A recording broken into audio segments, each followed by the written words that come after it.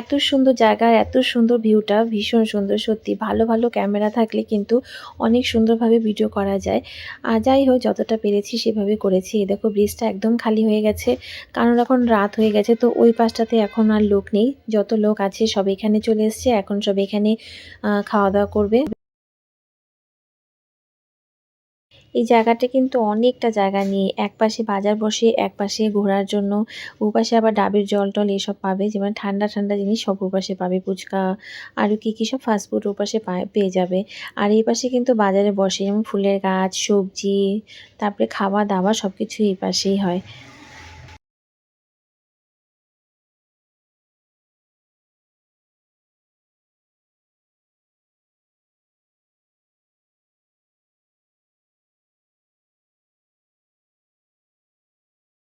আর মাছ তো এখানে অনেক রকম মাছ পাওয়া যায়, কিন্তু সবথেকে ফেমাস হচ্ছে চিংড়ি মাছ। আর এইসব মাছও দেখে নিয়েছি, এগুলো কি বড় বড় মাছ, ছোট মাছ, এগুলো চিনিও না, নামও জানি না।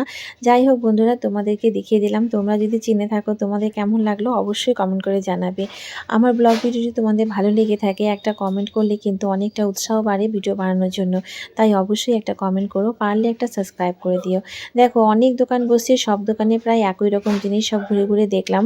এখন ডিসাইড করব কি খাবো।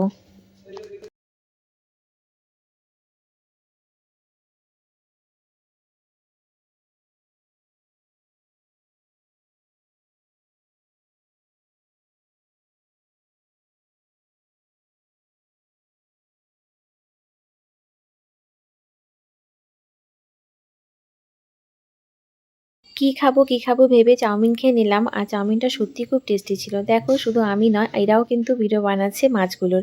আমি চিন্তা করছিলাম যে পিছনে বাচ্চাটা একা দাঁড়িয়ে আছে, আর ওরা সবাই ভিডিও বানাচ্ছে, বাচ্চাদেরও কিন্তু ধ্যান দেওয়া একটু দরকার। আচ্ছা যাই হোক, ওরা ওখানে বাইরে কি করছে। আর আমরা এই যে ভিতরে চলে এসেছি, এরকমই কিন্তু এখানকার দোকানগুলো পাবে। এখানে সেরকমভাবে কিছু নেই, আর অন্ধকার, আর ভিডিও সেভাবে হচ্ছে না। পিছনে ভিউটা দেখো কত সুন্দর লাগছে দেখতে, একদম জলের মাঝখান দিয়ে যে ব্রিজটা, এটা হচ্ছে মেন ব্রিজ, এটা দিয়ে সবসময় গাড়ি যাতায়াত করে।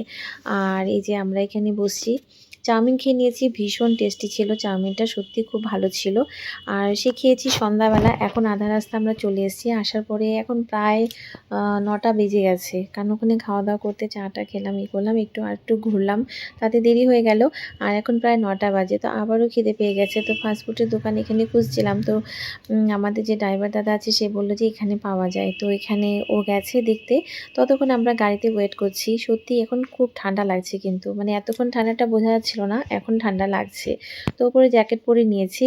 আর দেখো একদম অন্ধকার হয়ে গেছে, এখন আর ভিডিও করা যাবে না সেভাবে। বাই।